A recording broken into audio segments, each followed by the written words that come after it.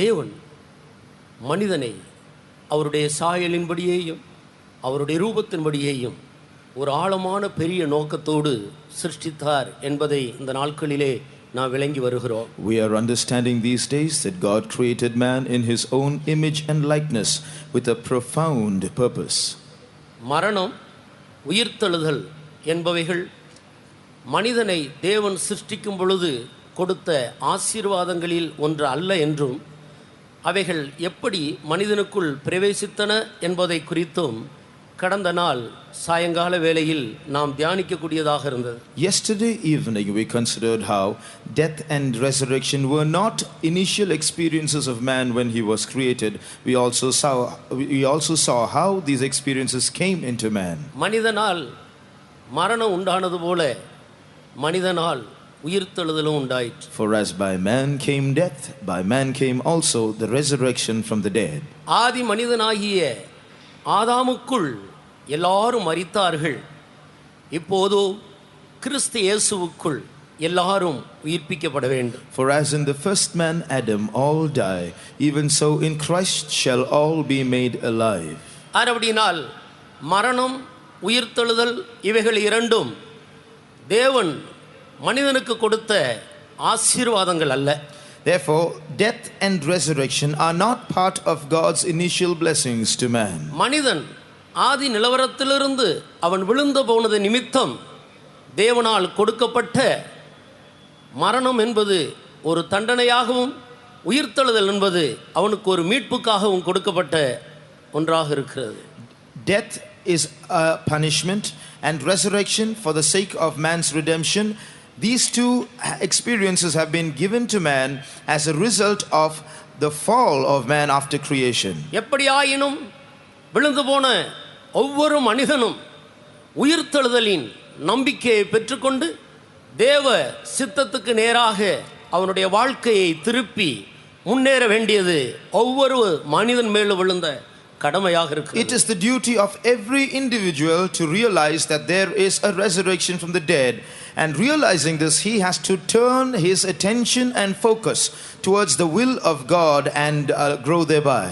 உயிர்த்தெழுதல் என்பது இன்றைக்கு கிறிஸ்துவ மார்க்கத்தின் முக்கியமான ஒரு சத்தியமாக இருக்கிறது. The resurrection is an important truth of the Christian faith. அதை மையமாக வைத்துத்தான் இந்த நாட்களிலே நாம் இந்த வேத வசனங்களை தியானித்துக் கொண்டு வருகிறோம். We are considering certain scripture portions, keeping this as our central theme. மனிதன் மரித்த பிறகு அவன் உயிர்த்தெழுகிற வரைக்கும் இடையில் உள்ள நாட்களில் மரித்தவர்கள் எங்கு போய் சேருகிறார்கள்? Man dies and then rises again. Between his death and his resurrection, where does he go?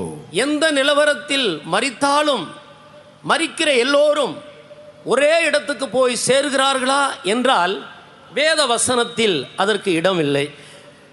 Different people die in different ways in different spiritual states. If people claim that all people of all kinds of deaths will go and reach the same place, the scriptures deny it. ஒவ்வொரு மனிதனுடைய ஆவிக்குரிய நிலவரங்களுக்கு ஏற்ற விதத்தில் மரித்த பின் அவன் பல இடங்களுக்கு போய் சேருவதாக வேத வசனங்கள் நம்முடைய மனக்கண்களை பிரகாசித்துக் கொண்டு வருகின்றன. The scriptures are enlightening the eyes of our mind to realize that people dying in different states will go to occupy different positions after their death.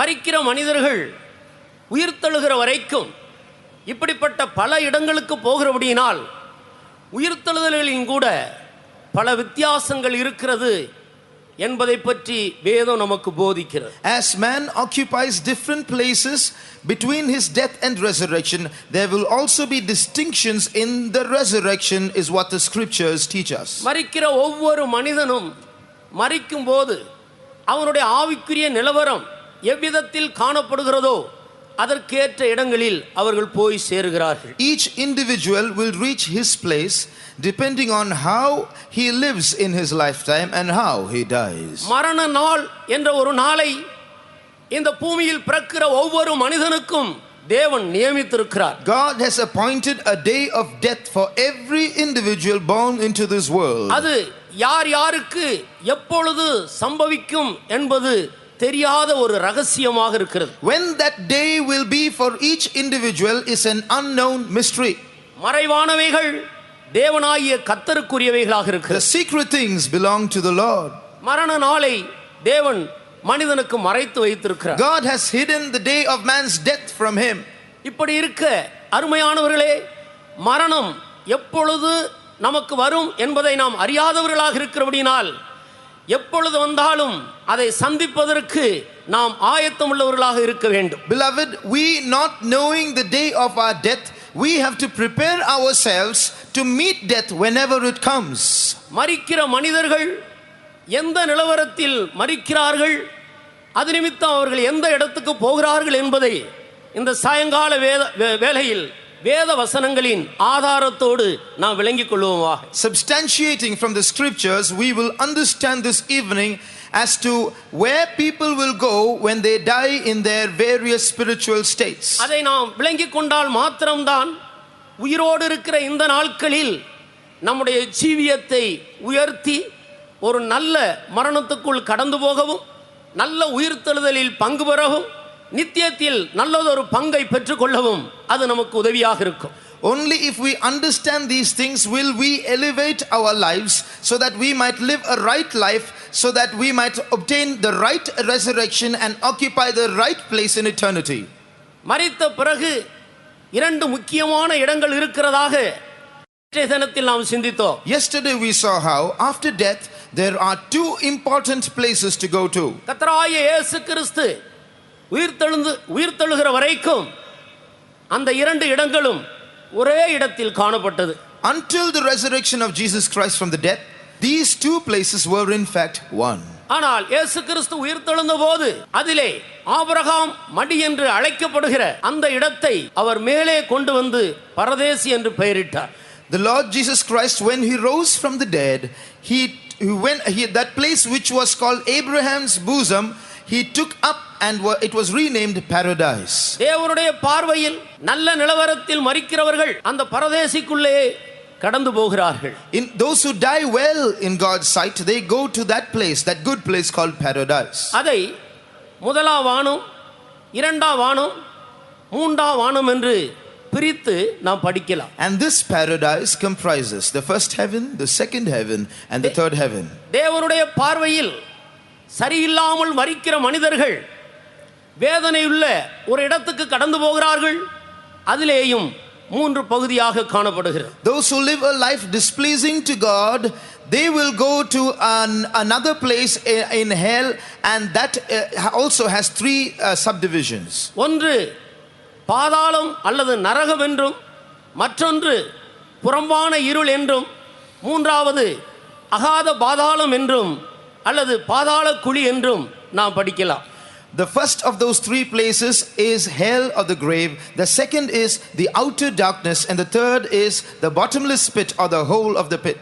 வேத வசனத்தின் வெளிச்சத்தில் இந்த முதலாம் வானத்துக்கு போகிறவர்கள் யார், இரண்டாம் வானத்துக்கு போகிறவர்கள் யார், மூன்றாம் வானத்துக்கு போகிறவர்கள் யார், நரகத்துக்கு போகிறவர்கள் யார், புறம்பான இருளுக்குள்ளே யார் பிரவேசிக்கிறார்கள், அகாத பாதாளம் யாருக்காக வைக்கப்பட்டிருக்கிறது என்பதை நான் விளங்கிக் கொள்ள முடியும். We can understand from the word of God who will go to the first heaven, who will go to the second heaven, who will go to the third heaven, who will go to hell, who will go to the outer darkness, and who will go to the bottomless pit.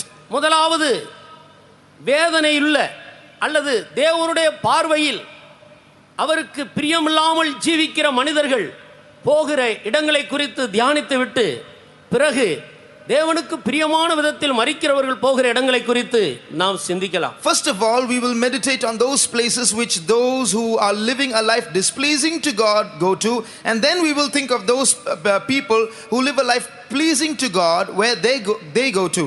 கர்த்தருடைய நாமத்துக்கு மகிமை உண்டாகட்டும். Glory be to the name of the Lord. நீங்கள் முதலாவதாக mark எழுதின சுவிசேஷம் 7ஆம் அதிகாரம் 21-22 வசனங்களுக்கு நம்முடைய கவனத்தை திருப்புவோம். Let's focus our attention on the gospel according to St. Mark chapter 7 verses 21 and 22.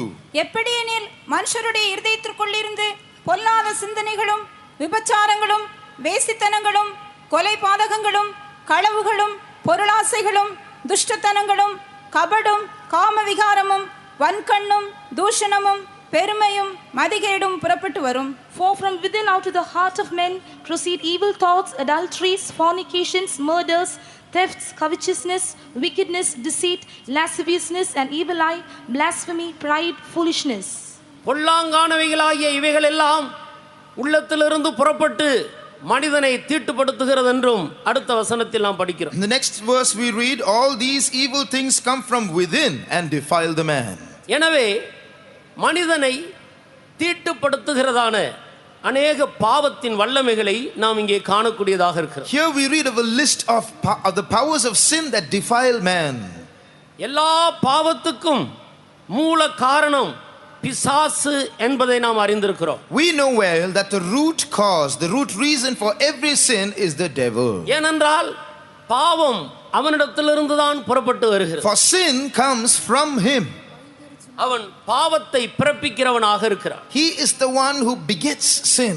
அவன் ஆதி முதல் பாவம் செய்கிறவனாக இருக்கிறான். For he sins from the beginning. சுருக்கமாக சொன்னால் நான் அடிக்கடி இப்படி சொல்லுகிறது உண்டு, பிசாசனுடைய தாய்மொழி பொய், அவனுடைய சொந்த தொழில் பாவம் செய்ய வைப்பது. In brief, as I often say, the mother tongue of the devil is lying and his job is making people sin. பொய் பேசுகிறவர்கள் பிசாசினால் உண்டாயிருக்கிறார். Those who lie are of the devil.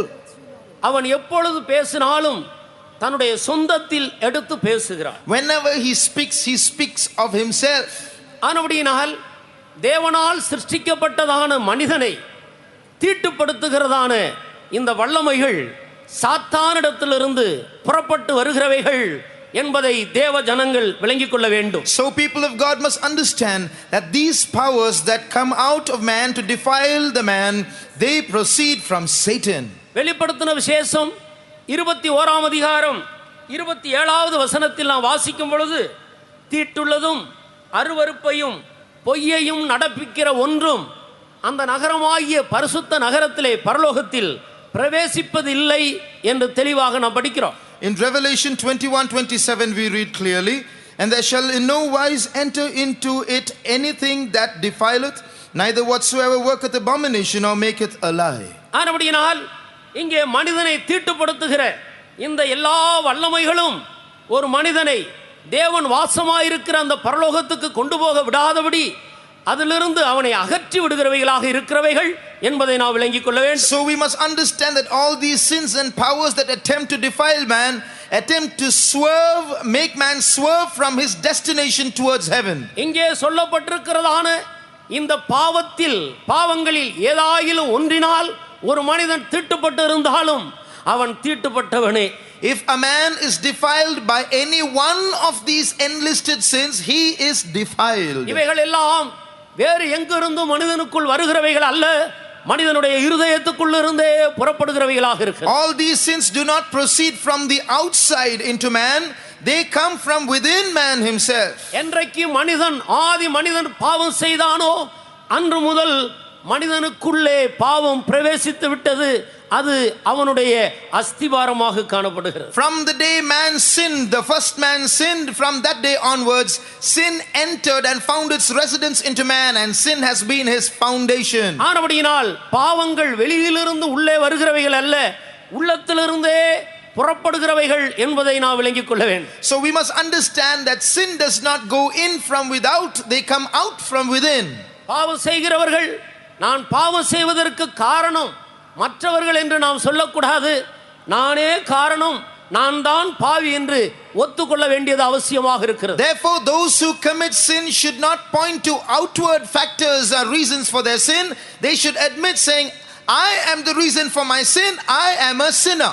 மற்றவர்களை குற்றப்படுத்துகிறது கூட பாவங்களில் ஒன்றாக இருக்கிறது. We must realize that criticizing another person is a sin in itself. அதுவும் பிசாசினிடத்திலிருந்தே வருகிறது. That also comes from the devil. கர்த்தருக்கு ஸ்தோத்திரம். Praise the Lord. விழுந்து போன ஆதி மனிதன் முதலாவது ஆண்டவர் விசாரிக்கும் போது அவன் சொன்ன காரியம், அவன் நான் பாவி என்று ஒத்துக்கொள்ளாமல் என்னுடைய பாவத்துக்கு மற்றவர்கள் காரணம் என்றே அறிக்கையிடுகிறார். When God inquired after man when he fell, he did not admit that he was a sinner. He pointed to others as the cause of his sin. ஆதாமே ஆதாமே நீ எங்கே இருக்கிறாய் என்று ஒரு நாள் ஏதேன் தோட்டத்தில் ஆண்டவருடைய சத்தம் கேட்கப்பட்டது. One day the voice of God resounded in the garden of Eden. Adam, Adam, where art thou? நான் நிர்வாணியாய் இருக்கிறபடியினால் பயந்து ஒளித்துக் கொண்டிருக்கிறேன். I feared, I was afraid because I was naked and I hid நீ myself. நிர்வாணி என்று உனக்கு அறிவித்தவன் யார்? Who told you that you were naked? புசிக்க வேண்டாம் என்று நான் விலக்கின கனியை நீ புசித்தாயோ? Hast thou eaten of the tree whereof I commanded thee not to eat? அந்த கேள்விக்கு ஆதாம் கொடுக்கிற பதிலை கவனித்து பாருங்க. Just listen to the answer that Adam gave to that question. தேவரீர் என்னோடு கூட இருக்கும்படி எனக்கு தந்த அந்த மனைவிதான் என்னை புசிக்க வைத்தாள். The woman that thou gavest me to be with me, she gave me and I ate. நீ புசித்தாயோ என்று கேட்ட கேள்விக்கு ஆம் நான் புசித்து விட்டேன், அது என்னுடைய தவறு, என்னை மன்னியும் என்று சொல்லுவதற்கு பதிலாக அவன் நீதிகரித்துக் கொண்டிருக்கிறான். The question was, did you eat? He should have answered, yes Lord, I ate, what I did was wrong, forgive me. But he attempted to justify himself. தேவரீர் என்னோடு கூட இருக்கும்படி எனக்கு தந்த இந்த ஸ்திரீயானவள் தான் என்னை புசிக்க வைத்தாள். Lord, this woman that you gave me, she made me eat. அதனுடைய அர்த்தம் என்ன? What does this mean? நீர் எனக்கு நல்ல மனைவியை தரவில்லை, நீர் தான் தப்பு பண்ணினீர் என்பதுதான் அர்த்தம். It means, Lord, you are primarily at fault. You did not give me a good wife. இப்படித்தான் இன்றைக்கும் பல பெந்தகோஸ்தக்காரர்களுக்கு கூட தன்னுடைய குடும்பத்தில் பிரச்சனைகள் வரும்போது உடனே கேட்கிற முதல் கேள்வி, உங்களுக்கு கல்யாணம் பண்ணி வைத்த பாஸ்டர் யார்? That is why when even Pentecostal believers, when they encounter problems in their families, the first question they ask is, who is the pastor who got you married? அந்த பெண்ணை அரேஞ்ச் பண்ணி கொடுத்தவர்கள் யார்? Who is the person who found that girl for you? கர்த்தருக்கு ஸ்தோத்திரம். Praise the Lord. இது உங்களுடைய தவறு அல்ல, உங்களுடைய தகப்பனாகிய ஆதாமுடைய தவறாக இருக்கு. It's not your fault, it's the fault of your grandfather Adam. அந்த பாவம் இன்றைக்கு அவனுடைய சந்ததியிலாகிய நமக்குள்ளே பிரவேசித்திருக்கிறது. His sin has now come down into his generations. ஆனபடியினால் அருமையானவர்களே, நான் தீட்டுப்பட்டதற்கு காரணம் மற்றவர்கள் என்று சொல்லாமல் நானே காரணம் என்று ஒத்துக்கொண்டு சர்வலோகத்துக்கும் அதிபதியாய் இருக்கிற நம்முடைய இரட்சகருக்கு முன்பாக நம்மை தாழ்த்த வேண்டியது அவசியமாக இருக்கு. Wherefore, beloved, we should not point to other people as the reason for our sins, but admit that we are our own cause, we are the cause for our own sins, and humble ourselves before our God. பொல்லாங்கானவைகளாகிய இவைகள் எல்லாம் உள்ளத்திலிருந்து புறப்பட்டு மனிதனை தீட்டுப்படுத்தி விடுகிறது. All these evil things proceed from within and defile the man. இந்த தீட்டுள்ளவர்கள் தேவனுடைய ராஜ்யத்துக்குள்ளே பிரவேசிக்க முடியாது. Those who are defiled cannot enter into the kingdom of God. இப்படி ஒரு தீட்டோடு மனிதன் மரித்தால் அப்படிப்பட்டவர்கள் போய் சேருகிற இடம்தான் இந்த பாதாளம் அல்லது நரகம் என்று சொல்லுகிற வேதனை உள்ள ஒரு இடம். People who die being defiled in this manner, they go to a place of torment which we call hell or the grave. இரண்டாவது, மற்றவர்களுக்கு இடரலாக ஜீவிக்கிற அந்த கூட்டத்தாரும் கூட இந்த இடத்துக்கு போய் சேருகிறார்கள். Secondly, those who live a life of offense to others, they also go to this hell. புனித mark எழுதின சுவிசேஷம் 9ஆம் அதிகாரம் 43வது வசனத்தை வாசியுங்கள். The Gospel of St. Mark chapter 9 verse 43. உன் கை உனக்கு இடரல் உண்டாக்கினால் அதை தரித்து போடு, நீ 2 கையுடையவனாய் அவியாத அக்கினியுள்ள நரகத்திலே போவதை பார்க்கிலும் ஊனனாய் ஜீவனுக்குள் பிரவேசிப்பது உனக்கு நலமாயிருக்கும். And if thy hand offend thee, cut it off.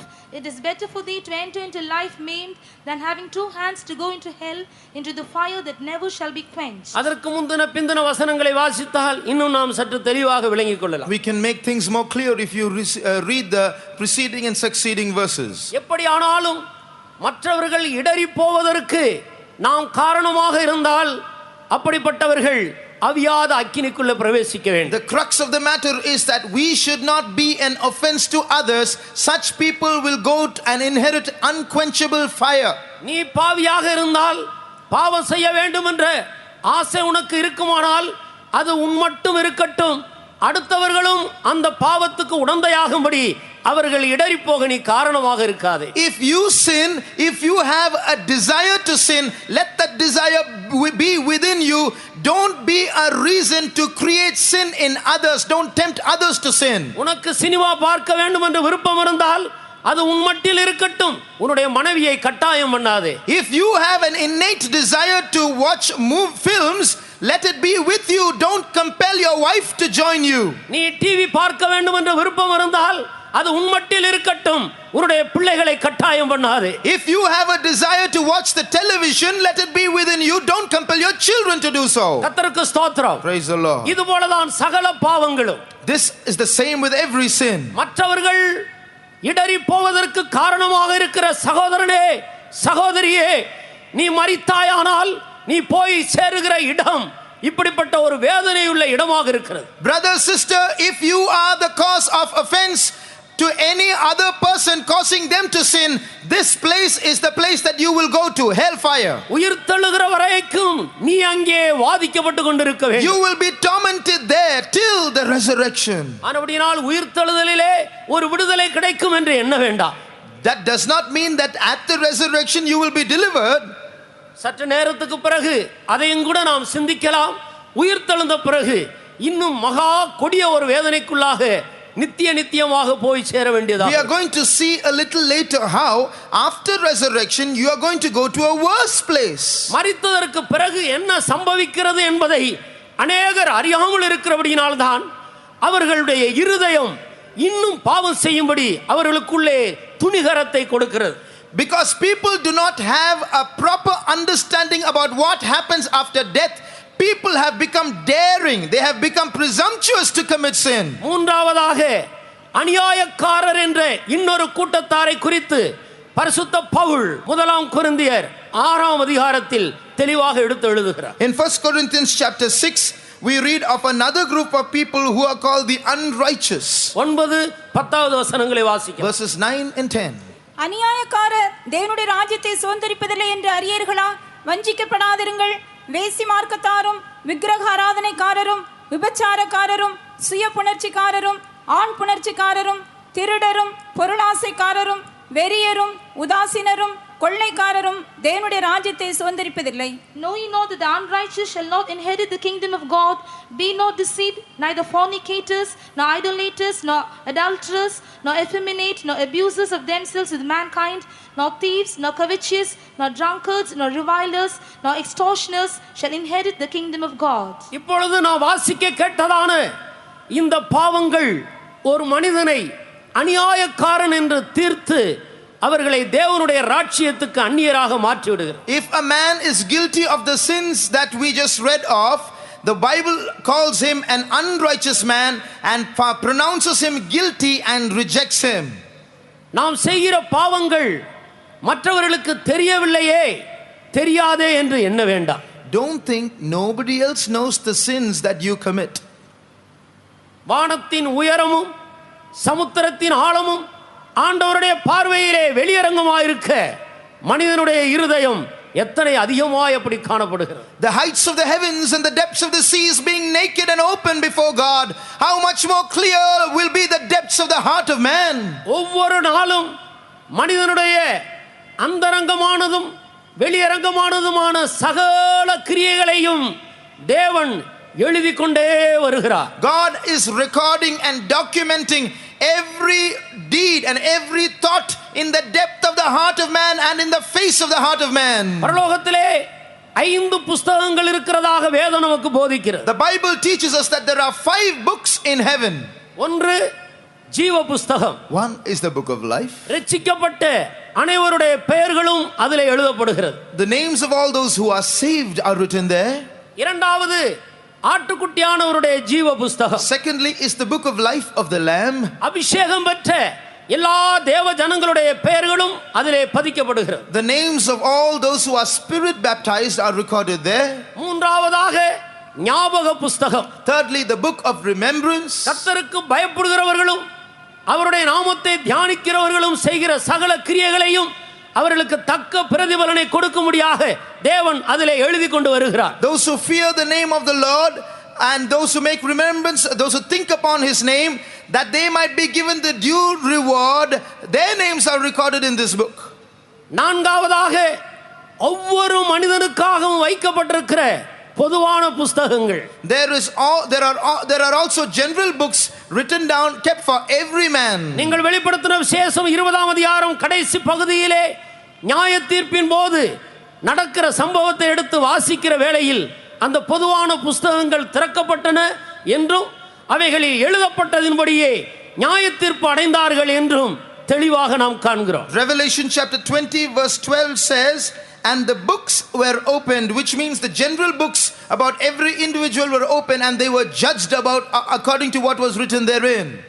இதைத்தான் பிரசங்கியும் கூட 12ஆம் அதிகாரம் கடைசி வசனத்தில் ஒவ்வொரு காரியத்தையும் அந்தரங்கமான ஒவ்வொரு கிரியைகளையும் அது நன்மையானாலும் தீமையானாலும் தேவன் அவைகளை நியாயத்திலே கொண்டு வருவார் என்று அவர் எடுத்து எழுதுகிறார். That is why in the last verse of Ecclesiastes the preacher says, for God shall bring every work into judgment, every secret thing, whether it be good or whether it be evil. ஒரு காரியமும் மறக்கப்பட்டு போகிறதில்லை. Nothing shall be forgotten.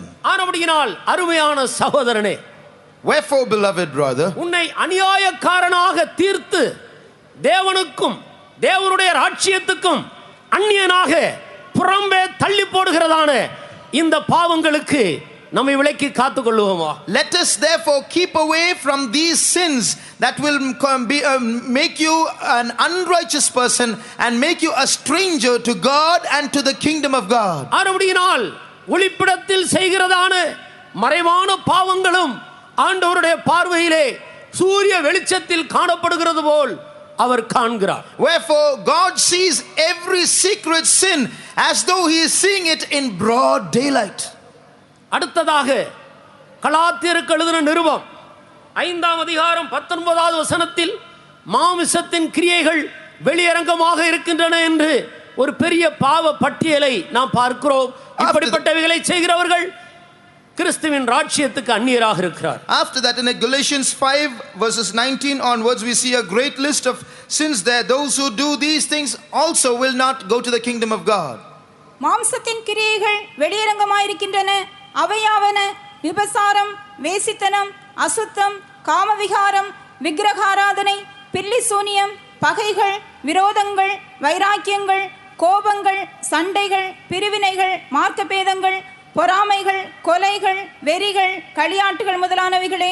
இப்படிப்பட்டவைகளை செய்கிறவர்கள் தேவனுடைய ராஜ்யத்தை சுதந்தரிப்பதில்லை என்று முன்னே நான் சொன்னது போல இப்பொழுதும் உங்களுக்கு சொல்லுகிறேன். Now the works of the flesh are manifest, which are these: adultery, fornication, uncleanness, lasciviousness, idolatry, witchcraft, hatred, variance, emulations, wrath, strife, seditions, heresies, envyings, murders, drunkenness, revellings, and such like, of the which I tell you before, as I have also told you in time past, that they which do such things shall not inherit the kingdom of God. கர்த்தருடைய நாமத்துக்கு மகிமை உண்டாவதாக. Glory be to the name of the Lord. இந்த பாவங்களை செய்கிறவர்களும் தேவனுடைய ராஜ்யத்தை சுதந்தரிப்பதில்லை. Those who do these sins will also not enter into the kingdom of God. ஆனபடியினால் பாவங்களை குறித்து நாம் எச்சரிக்கையாக இருப்போம். Wherefore let's be careful about committing sin. ஒரு பாம்பை பார்த்தால் நாம் ரொம்ப கவனமாக இருக்கிறோம். When you spot a snake, you're very careful. ஒரு பாம்பு நம்முடைய வீட்டுக்குள்ளே பிரவேசித்ததை நாம் பார்த்து விட்டால், if you notice a snake entering your home, அதை அடித்து கொல்லுகிற வரைக்கும், இல்லாவிட்டால் அது வீட்டை விட்டு வெளியே போகிற வரைக்கும் பயமும் திகிலும் அந்த வீட்டில் இருக்கிற எல்லாரையும் பிடித்துக் கொள்ளுகிறது. it will be fear and terror and restlessness all over the house until you see the snake dead or until you see it go out of your house. நீ தேவனுக்கு பயந்து நடந்தால் இந்த பாம்பு கடித்து ஒருவேளை மரித்தாலும் தேவனுடைய ராஜ்யத்துக்குள்ளே பிரவேசிக்கலாம். ஆனால் அதை விட மோசமானதுதான் பாவம் என்பதை விளங்கிக் கொள்ள வேண்டும். If you are a child of God, fearing God, if that snake bites you and you die, you will go to the kingdom of God. But remember, sin is worse than that snake. ஒவ்வொரு பாவமும் ஒரு பாம்புக்கு ஒப்பாக இருக்கிறது. Every sin is like a serpent. மத்தேயு எழுதின சுவிசேஷம் 3ஆம் அதிகாரத்தில் யோவான் ஸ்நானகன் வேதபாரகர் பரிசேயரை குறித்து இவ்விதமாக சொல்லுகிறார். John the Baptist speaks about the Pharisees and the scribes in Matthew chapter 3. அன்றைக்கு இருந்த ஜனங்கள் எல்லாம் யோவான் ஸ்நானகனுடைய உபதேசத்தை கேட்டு தங்களுடைய பாவங்களை அறிக்கையிட்டு யோவான் ஸ்நானகனால் ஞானஸ்நானம் பெற்று வந்தார்கள். The people of those days listened to the teachings of John the Baptist and were baptized of him in Jordan, confessing their sins. ஆனால் அதை கேட்டதான சிலர் பாவங்களை அறிக்கையிடாமலே வரும் கோபத்துக்கு தப்பித்துக் கொள்ளும்படியாக ஞானஸ்நானம் பெற்றுக்கொண்டால் போதும் என்ற ஒரு அறிவோடு கூட பாவங்களை வைத்துக்கொண்டு ஞானஸ்நானம் எடுக்க முன்னுக்கு வருகிறார்.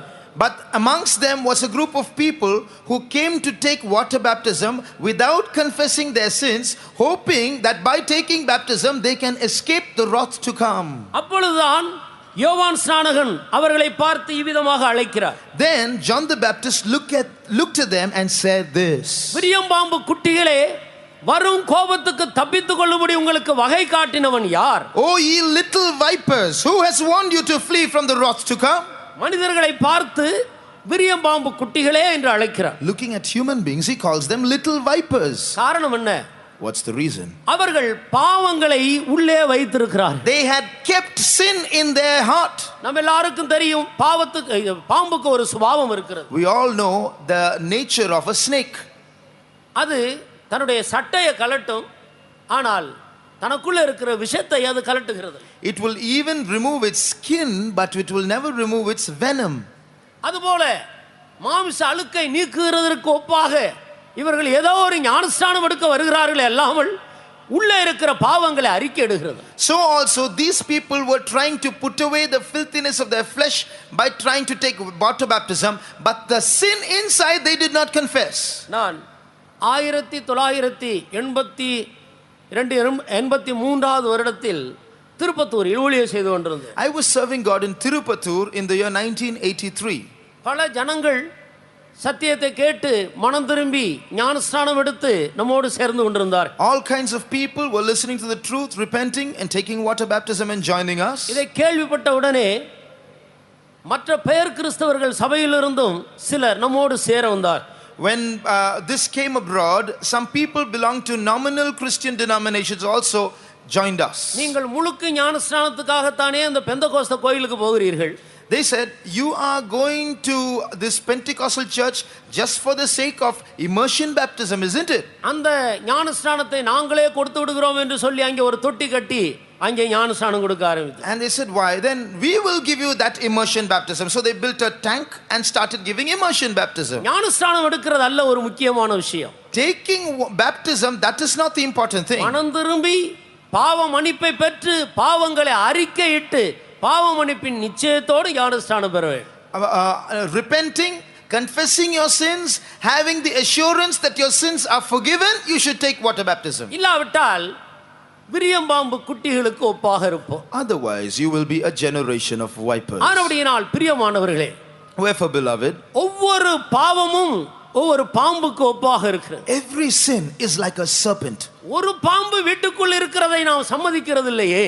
You don't allow even one snake to be in your house, will you? இங்கே சொல்லப்பட்டிருக்கிற இத்தனை பாவங்களும் நமக்குள்ள இருந்தால் அத்தனை பாம்புகள் உள்ளே இருக்கிறது தானே என்று அர்த்தம். அப்படியானால் அதை குறித்து நாம் ஏன் கவலையீனமாக இருக்கிறோம்? If that be so, then all these sins enlisted being in us, does it not mean that so many snakes are in us? Why are we ignorant of this? ஒரு பாவமும் நமக்குள் இருக்க சம்மதிக்க கூடாது. Do not allow even one sin to be in you. வீட்டுக்குள்ள பிரவேசித்த பாம்பு வெளியே போகிற வரைக்கும், அதை அடித்து கொள்ளுகிற வரைக்கும் நமக்கு எப்படி இளைப்பாறுதல் இல்லையோ, அதுபோலவே நமக்குள் காணப்படுகிற ஒவ்வொரு பாவமும் நம்மை விட்டு முற்றிலுமாக அகற்றப்படுகிற வரைக்கும் நீ ஒரு உண்மையான கிறிஸ்தவனாய் இருந்தால், இயேசுவை நேசித்தால், உனக்குள்ளேயும் இளைப்பாறுதல் இருக்கக்கூடாது. Just like you are restless until you send that one snake out of your house, until you kill it. If you are a true Christian, if you love Jesus, you will not rest until you have every sin taken out of your life. இந்த வசனங்களை கேட்டுக்கொண்டிருக்கிற அருமையானவர்களே, Beloved people who are listening to these words, இந்த பாவங்களில் ஒரு பாவமும் நமக்குள் இராதபடி, அந்த பாவங்கள் தேவனுடைய ராஜ்யத்துக்கு நம்மை அந்நியர்களாக புறம்பே தள்ளிவிடாதபடி அவைகளை குறித்து எச்சரிக்கையாக இருந்து நம்மை விட்டு அகற்ற தேவன் கிருபை கொடுப்பாராக. may the Lord give you grace so that you might be careful and diligent not to allow these sins inside you, that you might be a stranger to God and the kingdom of God, that you might take out all these sins out of your life. அடுத்ததாக புனித லூக்கா எழுதின சுவிசேஷம் 16ஆம் அதிகாரம் 23வது வசனத்தில் நாம் இந்த நாட்களிலே அடிக்கடி சிந்தித்து வந்த அந்த ஐஸ்வர்யவானாக இருக்கிறார். Then we come to Luke chapter 16 verse 23, a portion which we have been considering more than once during these days. அவன் ஐஸ்வரியவானாக இருந்து சம்பிரமமாக இந்த பூமியிலே ஜீவித்துக் கொண்டிருந்தான். Here is a rich man who was living sumptuously in this world. அவனுக்கு இந்த பூமியில் இருக்கிற வரைக்கும் தேவன் அவசியமில்லாமல் இருக்கிறது போல காணப்பட்டது. As long as he lived in this world, he did not need God. இன்றைக்கும் अनेகர் அப்படியே இருக்கிறார்கள். There are some people like that today.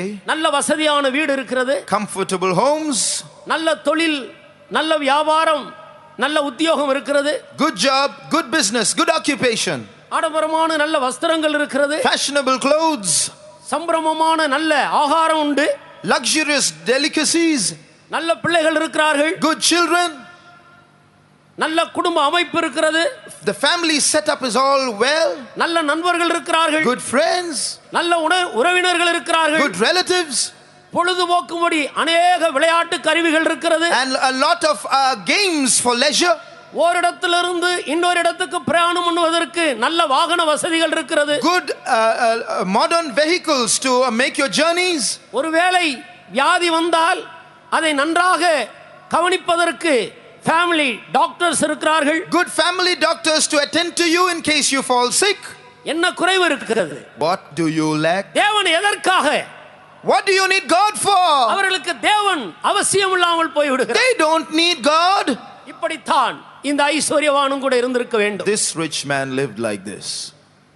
அருமையானவர்களே, Beloved, யோபுவின் புஸ்தகம் 21ஆம் அதிகாரத்துக்கு நம்முடைய கவனத்தை திருப்புவோம். shall we turn our attention to Job chapter 21?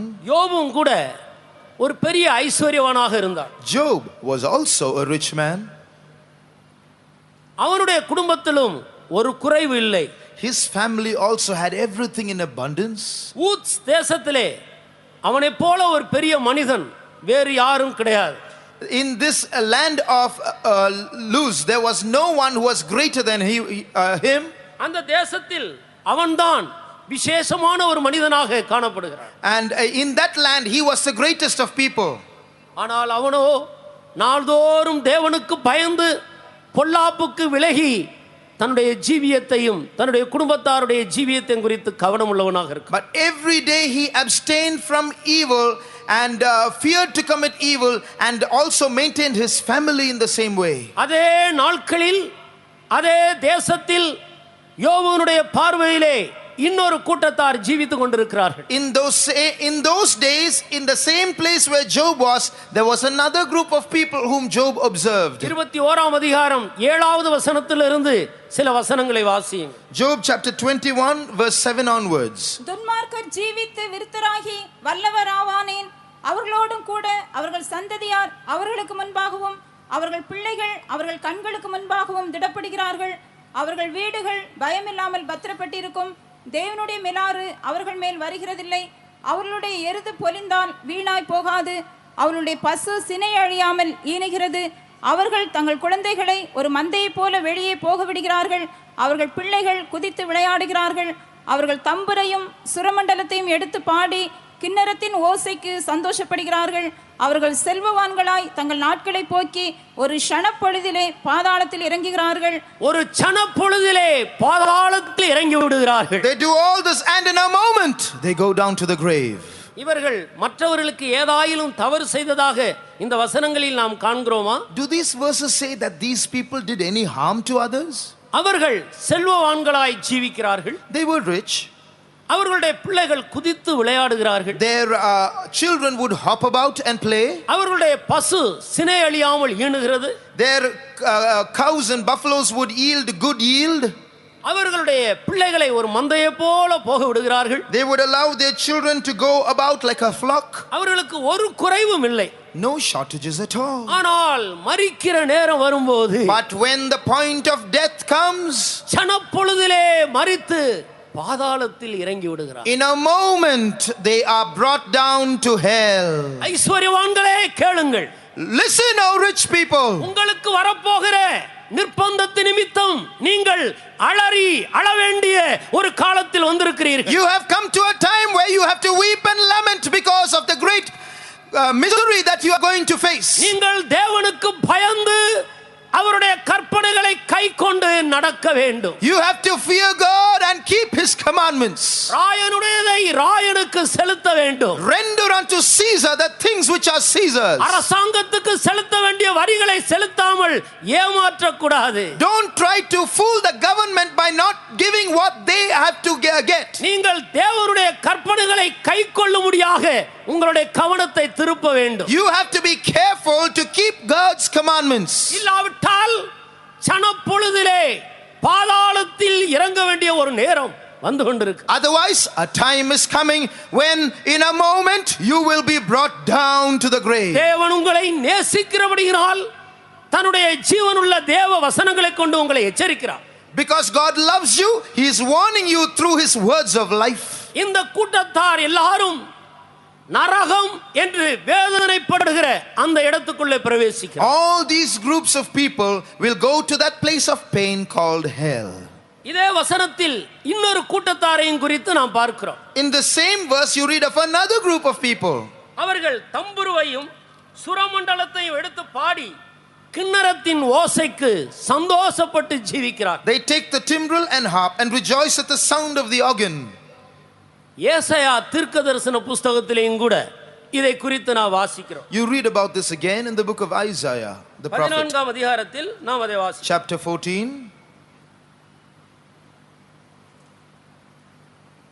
எடுத்து வாசியுங்கள். 11வது வசனத்தை வாசி. Verse 11. உன் ஆடம்பரமும் உன் வாத்தியங்களின் முழக்கமும் பாதாளத்தில் தள்ளுண்டு போயிற்று. புழுக்களே உன் படுக்கை, பூச்சிகளே உன் போர்வை. Thy pomp is brought down to the grave, and the noise of thy viols, the worm is spread unto thee, and the worms cover thee.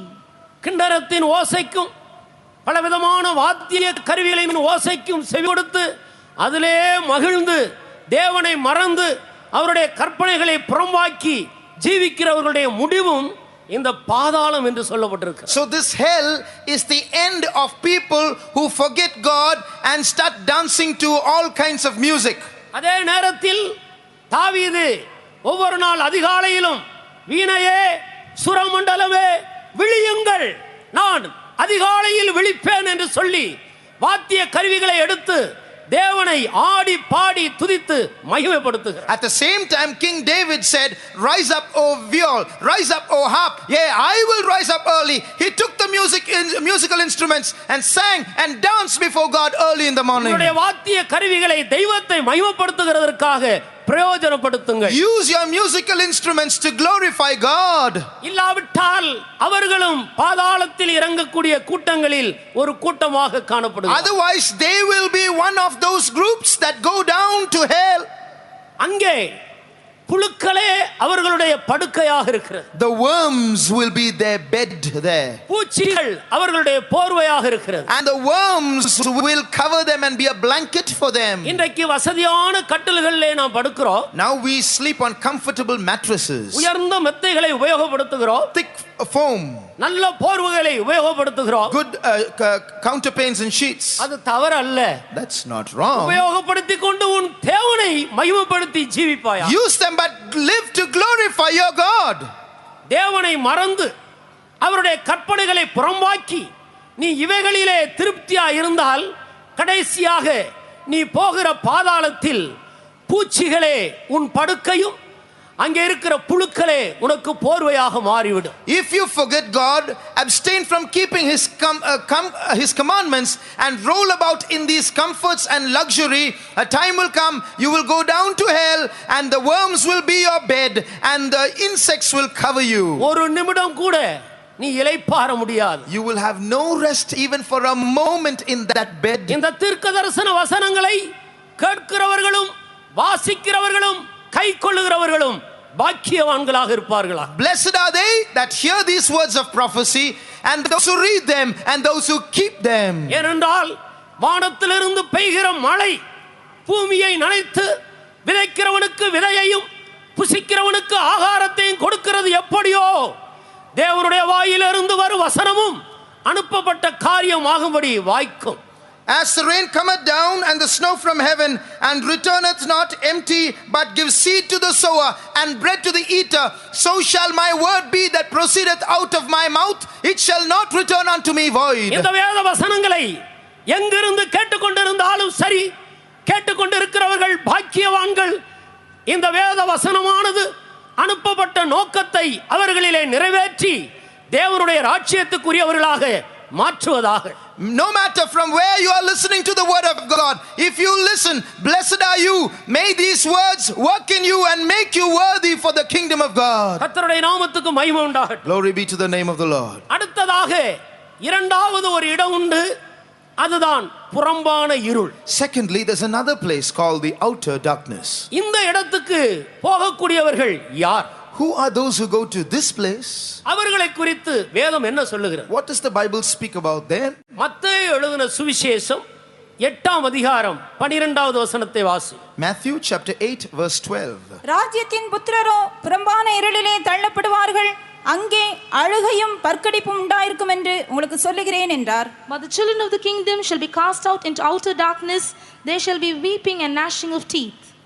இங்கே எழுதியிருக்கிற இந்த வசனத்துக்கு முன்பு நடந்த சில சம்பவங்களை நீங்கள் வேதத்தில் வாசித்து பாருங்கள். We read of certain incidents that take place before this verse happens. இந்த இடத்தில் ராஜ்யத்தின் புத்திரர் என்று சொல்லி ஆண்டவர் இஸ்ரவேல் ஜனத்தை அறிமுகப்படுத்துகிறார். The Lord introduces the children of Israel, calling them the children of the kingdom. இஸ்ரவேல் ஜனங்கள் அல்லாதவர்கள் தேவனுடைய வார்த்தையை விசுவாசித்தார்கள், மனம் திரும்பினார். Those who are not Israelites, they believed in the word of God, they repented. ஆனால் ராஜ்யத்தின் புத்திரராகிய இஸ்ரவேல் ஜனங்களோ அதற்கு அந்நியராய் போனார். But the Israelites, the children of the kingdom, they became strangers to this. ரட்சிப்பு யூதர்கள் வழியாகவே வருகிறது. Salvation comes through the Jews. கர்த்தராகிய இயேசு கிறிஸ்து மாமிசத்தின்படி யூத குலத்திலே பிறந்தார். The Lord Jesus Christ, according to the flesh, was born a Jew. ஆனால் அவர்களோ அவரை ஏற்றுக்கொள்ளவில்லை. But they did not receive him. எனவே இந்த புறம்பான இருளிலே இயேசு கிறிஸ்துவை விசுவாசியாத யூதர்கள் தள்ளப்படுகிறார். So the Jews who did not believe in Jesus will be cast there to the outer darkness. பெந்தெகோஸ்தே குடும்பத்தில் பிறந்து வளர்ந்தவனாக இருக்கலாம். You may have been born into a Pentecostal family. சிறு பிராயத்திலிருந்து சத்தியத்தை அறிந்து கேட்டு வருகிற ஒரு மனிதனாக இருக்கலாம். You may be a person in listening to the truths from your tender childhood. உன்னுடைய அருமையான பெற்றோர்கள் தேவனுக்கு பயந்து கர்த்தருடைய வசனங்களை கைக்கொண்டு நடக்கிற கிறிஸ்தவர்களாக இருக்கலாம். Your beloved parents might be fearing God and living according to his commandments. நீயோ எத்தனை முறை இந்த சத்தியத்தை கேட்டாலும் எச்சரிக்கப்பட்டாலும் அதை நீ தள்ளிவிட்டு ஜீவிப்பாயானால் ஒருவேளை இப்படிப்பட்ட ஒரு இடத்துக்கு போக வேண்டியது இருக்கலாம். But you, no matter how many times you have heard the word of God, if you reject this and reject his commandments, you might go to this place. இந்த இஸ்ரவேலர்கள், இந்த யூதர்கள் தங்களுடைய ஆலயத்தை குறித்து மேன்மை பாராட்டி கொண்டிருக்கிறார்கள். These Israelites, these Jews, they were so proud about their temple. ஆனால் சத்தியத்தை அவர்கள் விசுவாசிக்கிறது இல்லை. But they did not believe in the truth. மனிதனுடைய கையினால் கட்டப்பட்ட ஆலயங்களில் தேவன் வாசமாய் இருக்கிறது இல்லையே. God does not dwell in temples made with hands. தேவனுடைய ஆலயம் பரிசுத்தமாய் இருக்கிறது. God's temple is holy. ஒருவன் தேவனுடைய ஆலயத்தை கெடுத்தால் அவனை தேவன் கெடுப்பார். If any man defiles the temple of God, him will God destroy. நீங்களே அந்த ஆலயமாக இருக்கிறீர்கள். You are that temple. ஒவ்வொரு மனுஷனும் தேவனுடைய ஆலயமாக இருக்க வேண்டும் என்பதே தேவனுடைய வாஞ்சையாக இருக்கு. The desire of God is that every human being should be his temple. அதுதான் தேவனுடைய சித்தமாக இருக்கு. That's the will of God. கையினால் கட்டப்பட்ட ஆலயங்களில் தேவன் வாசமாய் இருக்கிறதில்லை. God does not dwell in man-made temples. அப்போஸ்தல நடவடிக்கையின் புத்தகம் 17ஆம் அதிகாரம் 24வது வசனத்தில் நாம் தெளிவாக இதை வாசிக்கிறோமே. You read that clearly in Acts 17:24. எங்களுடைய ஆலயம் அதனுடைய கோபுரம் மகா பெரியது என்று சொல்லிக் கொண்டிருக்க வேண்டாம். Don't boast in the steeple of your temple, of your place of worship, as to how high it is. எங்களுடைய மதம் பூர்வ காலம் முதல் கொண்டே இருக்கிற பழைய மதம் என்று சொல்லிக் கொண்டிருக்க வேண்டாம். Don't boast saying our religion is one of the oldest religions, you know. எங்களுடைய ஆலயம் விலையேறப்பட்ட கற்களால் அழகாக கட்டப்பட்டிருக்கிறது என்று சொல்லிக் கொண்டிருக்க வேண்டும். Don't boast about the fact that your temple, your place of worship, your church is built of precious stones. யூதர்கள் எல்லாரும் எருசலேம் ஆலயத்தில் போய் தேவனை தொழுது கொண்டு வந்த அந்த நாட்களில் தான் கர்த்தராகிய இயேசு கிறிஸ்து இவ்விதமாக சொல்லுகிறார். This is what the Lord Jesus Christ said in his days when the Jews went to their temple and were worshiping God. நீங்கள் எருசலேம் ஆலயத்தை பெரிதாக சொல்லிக் கொண்டிருக்கிறீர்களே, பிதாவை எங்கும் தொழுது கொள்ளும் காலம் வரும், அது இப்பொழுதே வந்திருக்கிறது. You are boasting about your temple and you are worshipping there, but the time will come and now has come when all men everywhere shall worship the Father. பரிசுத்த ஆவி பெற்ற ஒவ்வொரு மனிதனும் தேவனுடைய ஆலயமாக இருக்கிறார். Every man who has received the Spirit of God is the temple of God. தேவனுடைய ஆலயமாகிய மனிதனுடைய இருதயத்தை தான் மனிதன் விலையேறப்பட்ட சுபாவங்களால் அலங்கரிக்க வேண்டும். Man's heart, which is the temple of God, has to be adorned by precious natures, divine natures. ஆனபடியால்தான் நம்முடைய ஆலயங்களை நாம் பெரிதாக உயர கட்டி அலங்கரிக்கிறதில்லை. That is why we do not decorate our temples and places of worship. என்னுடைய வீடு சகல ஜனங்களுக்கும் ஜெப வீடு எனப்படும். My house shall be called the house of prayer for all people. நாம் எல்லாரும் கூடி கர்த்தரை அறிகிற அறிவிலே வளரும்படியாக, வேதத்தை தியானிக்கும்படியாக, கூடி ஜெபிப்பதற்காக ஒரு இடம் தேவை, அவ்வளவே. To assemble together, to grow in the knowledge of God, to read the scriptures, to pray, we need a structure. That is all.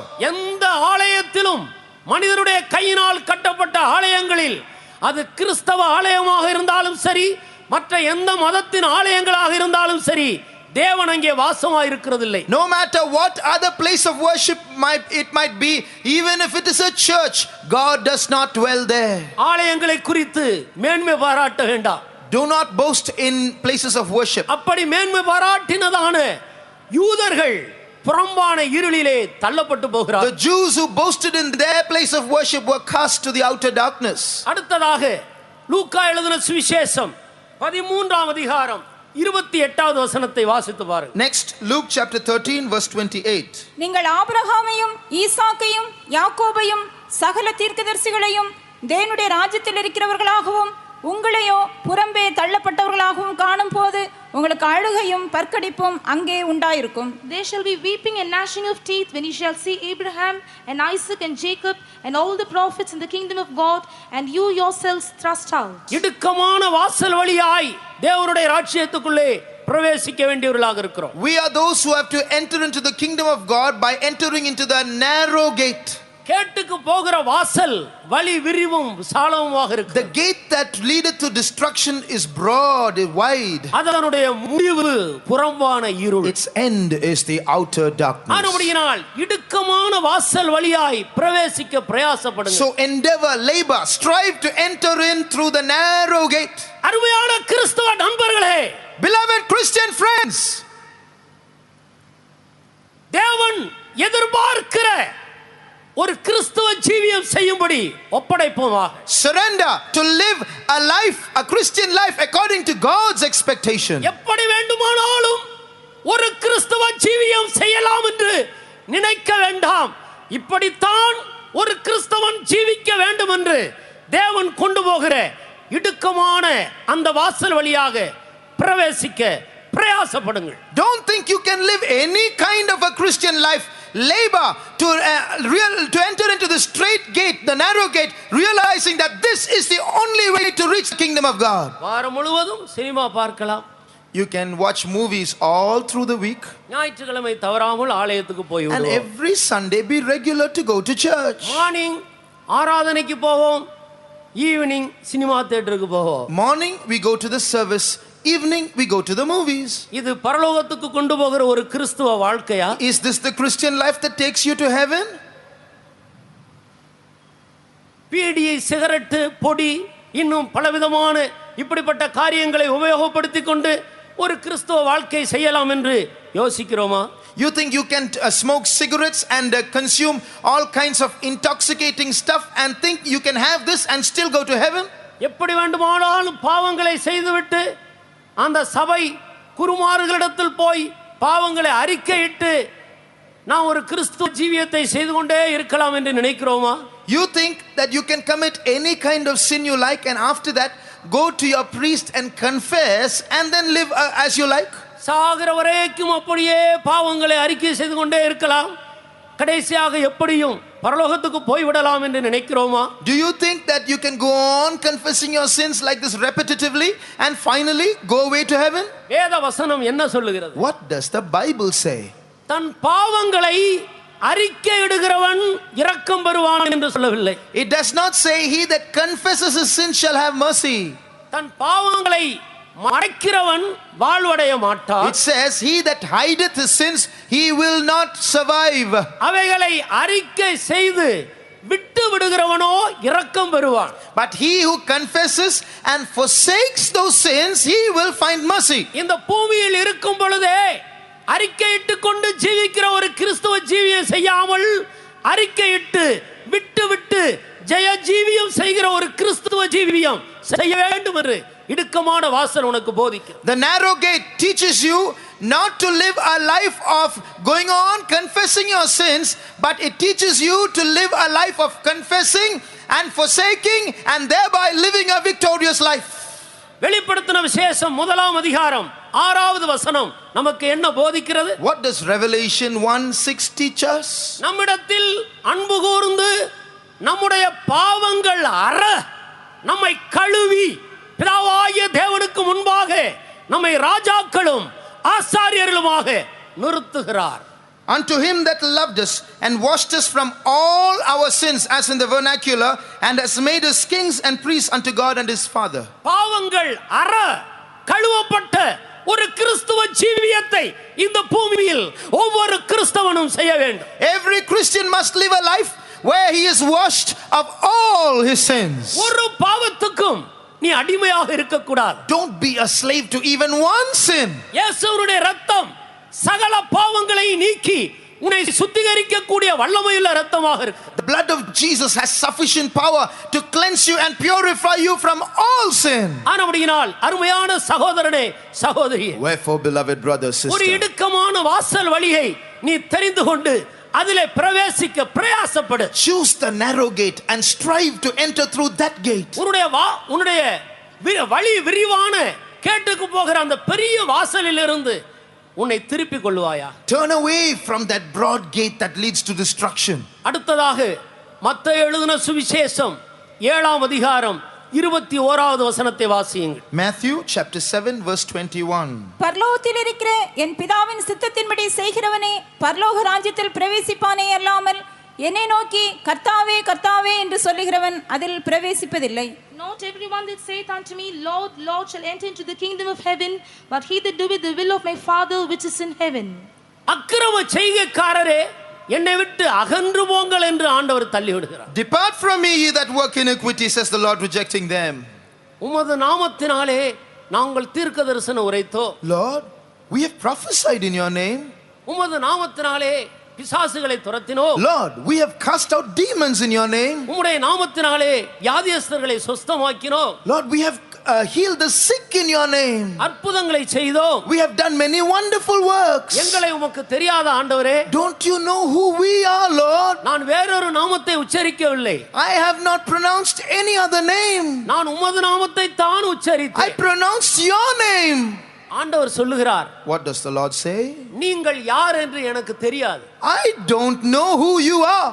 நீங்கள் அக்கிரம செய்கைக்காரர்கள். You are those who work iniquity. நீங்கள் இவைகளெல்லாம் செய்தது சரிதான். What you did was right. ஆனால் நீங்கள் செய்ய வேண்டிய தேவ சித்தம் என்கிற முக்கியமான பகுதியை விட்டுவிட்டீர்கள். But you have forsaken the important thing that you ought to have done, namely doing the will of God. தேவ சித்தம் செய்கிற கிறிஸ்தவர்கள் மாத்திரம்தான் தேவனுடைய பார்வையிலே இருக்கிறவர்கள். Those who are in God's sight are those who do the will of God. தேவ சித்தம் செய்யாத அனைவரும் புறம்பே தள்ளப்படுகிறார். All the others who do not do the will of God are cast out. அவர்களுடைய முடிவு இந்த புறம்பான இருளாக இருக்கு. Their end will be in the outer ஏனென்றால் darkness. இவர்கள் தேவனுடைய நாமத்தை அறிந்தவர்கள். For they are those who knew the name of the Lord. தேவனுடைய நாமத்தை உச்சரித்தவர்கள். They are those who pronounced the name of God. ஒருவன் தேவனுடைய நாமத்தை உச்சரித்தானால் அநியாயத்தை விட்டு நீங்க கடவன் என்பது அதற்கு முத்திரையாக இருக்கிறது. It is the seal of God that let every man that nameth the name of Christ depart from iniquity. இயேசு கிறிஸ்துவின் நாமத்தை வாயினால் உச்சரிக்கிற மனிதன் முதலாவது அநியாயத்தை விட்டு நீங்கி ஜீவிக்க வேண்டும். A man who pronounces the name of Jesus should first of all forsake iniquity. நீங்கள் பரிசுத்தமுள்ளவர்களாக வேண்டும் என்பதே உங்களை குறித்து தேவனுடைய சித்தமாக இருக்கு. The will of God concerning you is that you should be holy. நீ உன்னுடைய பரிசுத்த ஜீவியத்துக்கு உள்ளும் புறம்புமான பரிசுத்த ஜீவியத்துக்கு முக்கியத்துவம் கொடுக்காமல் பிசாசுகளை துரத்தினாலும் வியாதியஸ்தர்களை சொஸ்தமாக்கினாலும் முடிவு புறம்பான இருளாக இருக்கு. If you do not give primary importance to outward and inward holiness, even if you heal the sick and cast out demons, your place will be the outer darkness. முதலாவது பிசாசுகளை துரத்த பிரயாசப்படாதே. Don't try first of all to cast out devils. உன்னுடைய ஜீவியத்தில் ஒரு சுத்தமான ஜீவியம் செய்யும்படி முதலாவது பிரயாசப்படு. First of all, labor to keep your house, your life in sanctity. உன் பாத்திரத்தின் உள்புறத்தை முதலாவது சுத்தமாக்கு. First of all, clean the inside of your vessel. அதன் பிறகு பிசாசுகளை துரத்து. After that, cast out devils. அதன் பிறகு வியாதியஸ்தர்களை சொஸ்தமாக்கு. After that, heal the sick. அதன் பிறகு நீ அற்புதங்களை செய். After that, perform wonders. அதன் பிறகு தீர்க்கதரிசன உரைப்பாய். After that, prophesy. அப்போது நீ தேவனுடைய பார்வையிலே அவருடைய சித்தத்தின் மத்தியில் இருக்கிறாய். Then you will be within God's sight, in the center of His will. நான் பரிசுத்தர், I am holy. நீங்களும் என்னை ஏற்றுக்கொண்டு எனக்கு ஏற்ற பரிசுத்தர்களாய் இருங்கள். Therefore receive me and be holy as I am holy. பலியினால் என்னோடு உடன்படிக்கை பண்ணின என்னுடைய பரிசுத்தவான்களை என்னிடத்திலே கூட்டுங்கள் என்ற ஒரு சத்தம் வெகு சீக்கிரத்திலே தொனிக்கப்பட போகிறது. Very soon a voice is going to be heard which says, gather unto me my saints, those that have made a covenant with me by sacrifice. ஒருவேளை இதுவரைக்கும் தேவ சித்தம் எது என்பதை அறியாமல் இருந்திருந்தால் தேவன் மன்னிப்பாராக பரிசுத்த ஜீவியம் செய்யும்படி நம்முடைய வாழ்க்கையில் முதலிடம் கொடுப்போமா. If perhaps you have not known what the will of God is, may the Lord forgive you and may you give first place hereafter to living a holy life. கர்த்தருடைய நாமத்துக்கு மகிமை உண்டாகட்டும். Glory be to the name of the Lord. அடுத்ததாக மத்தேயு எழுதின சுவிசேஷம் 25ஆம் அதிகாரம் 24வது வசனத்தை வாசித்து பாருங்கள். Next, Matthew chapter 25 verse 24. தாளந்தை புதைத்து வைத்த ஒரு மனிதனை பார்த்து ஆண்டவர் இவ்விதமாக சொல்லுகிறார். This is what the Lord tells a man who buried his talent. ஒரு தாளந்தை வாங்கினவன் வந்து, ஆண்டவனே, நீர் விதைக்காத இடத்தில் அறுக்கிறவரும் தெளிக்காத இடத்தில் சேர்க்கிறவருமான கடினமுள்ள மனுஷன் என்று அறிவேன். Then he which had received the 1 talent came and said, Lord, I knew thee, that thou art a hard man, reaping where there was not sown, and gathering where there was not strawed. தொடர்ந்து வாசியுங்கள். ஆகையால் நான் பயந்து போய் உமது தாளந்தை நிலத்தில் புதைத்து வைத்தேன், இதோ உம்முடையதை வாங்கிக் கொள்ளும் என்றான். அவனுடைய எஜமான் பிரதியுத்தரமாக, பொல்லாதவனும் சோம்பனுமான ஊழியக்காரனே, நான் விதைக்காத இடத்தில் அறுக்கிறவன் என்றும் தெளிக்காத இடத்தில் சேர்க்கிறவன் என்றும் அறிந்திருந்தாயே. அப்படியானால் நீ என் பணத்தை காசுக்காரர் வசத்தில் போட்டு வைக்க வேண்டியதாயிருந்தது. அப்பொழுது நான் வந்து என்னுடையதை வட்டியோடே வாங்கிக் கொள்வேனே என்று சொல்லி அவனிடத்தில் இருக்கிற தாளந்தை எடுத்து 10 தாளந்துள்ளவனுக்கு கொடுங்கள். உள்ளவன் எவனோ அவனுக்கு கொடுக்கப்படும், பரிபூர்ணமும் அடைவான். இல்லாதவனிடத்திலிருந்து உள்ளதும் எடுத்துக்கொள்ளப்படும். பிரயோஜனமற்ற ஊழியக்காரனாகிய இவனை புறம்பான இருளிலே தள்ளி போடுங்கள், அங்கே அழுகையும் பற்கடிப்பும் உண்டாயிருக்கும் என்றான். கர்த்தருக்கு ஸ்தோத்திரம். Praise the Lord. தாளந்தை புதைத்து போட்ட இந்த மனிதனை புறம்பான இருளிலே தள்ளுங்கள் என்று ஆண்டவர் சொல்லுகிறார். Throw that man into the outer darkness who buried his talent. கர்த்தர் உனக்கு கொடுத்திருக்கிறவைகளை நீ உண்மையாக பிரயோஜனப்படுத்த வேண்டும். Use faithfully what God has given you. 5 எனக்கு கொடுக்கவில்லையே, 2 எனக்கு கொடுக்கவில்லையே, 1 தானே எனக்கு கொடுத்தீர் என்று சொல்லி குற்றப்படுத்திக் கொண்டிருக்கார். You cannot accuse God saying, He did not give me 5, He did not give me 2, He gave me only 1. நீ கடினமானவர் என்று சொல்லி குற்றப்படுத்தாதே. Don't accuse God saying you're a hard man. உனக்கு கொடுத்தவைகள் எவைகளோ அவைகளுக்கு நீ உண்மையாயிரு. What has been given to you, be faithful in that. நீ மற்றவர்களை பார்க்க வேண்டாம். Don't look at others. கொஞ்சத்தில் உண்மையாய் இருக்க வேண்டியது உன்மேல் விழுந்த கடமை. Your duty is to be faithful in that little that is given you. ஆனபடியினால் கர்த்தர் கொடுத்திருக்கிற தாளந்து எதுவோ அதை வைத்து நீ வியாபாரம் செய்து சம்பாதிக்க வேண்டியவனாக இருக்கிறாய். So what you have to do is to do business and earn with that 1 talent that God has given you. ஜெபிக்கிற கிருபை இருந்தால் அதை நீங்கள் பிரயோஜனப்படுத்திக் கொண்டே இருங்கள். Do you have the grace to pray? Make use of it. தீர்க்கதரிசனம் சொல்லுகிற கிருபை இருந்தால் மற்றவர்களுக்கு பிரயோஜனம் உண்டாகும்படி சொல்லிக்கொண்டே இருங்க. Do you have the grace to prophesy? Keep using it that others may be edified. ஆத்துமாக்களை சந்திக்கிற கிருபை இருந்தால் சந்தித்துக் கொண்டே இருங்கள். Do you have the grace to visit souls? Keep doing it. கர்த்தர் என்ன கொடுத்திருக்கிறாரோ அவைகளிலே உண்மையாயிருக்க பிரயாசப்படுங்கள். Labor to be faithful in that which God has given you. அதை பிரயோஜனப்படுத்தாமல் இருந்து நீ குற்றச்சாட்டி கொண்டு இருந்தாயானால், If you do not use these talents and keep accusing God, நியாயத்தீர்ப்பு வரும்போது பொல்லாதவனாகிய இவனை புறம்பான இருளிலே தள்ளுங்கள் என்று. when judgment comes, throw this wicked slothful servant into the outer darkness. மத்தேயு எழுதின சுவிசேஷம் 23ஆம் அதிகாரம் 23வது வசனத்திலே மாயக்காரரை குறித்து படிக்கிறோம். In Matthew 23:23, you read of the hypocrites. இவர்கள் ஒர்த்தலாமிலும் வெந்தயத்திலும் சீரகத்திலும் தசமபாகம் செலுத்துகிறார். They pay tithe of mint and anise and cumin. ஆனால் அதே நேரத்தில் விசேஷித்தவளாகிய நீதியையும் இரக்கத்தையும் விசுவாசத்தையும் விட்டுவிட்டு ஜீவிக்கிறார். But they have omitted more important matters like judgment, mercy and faith.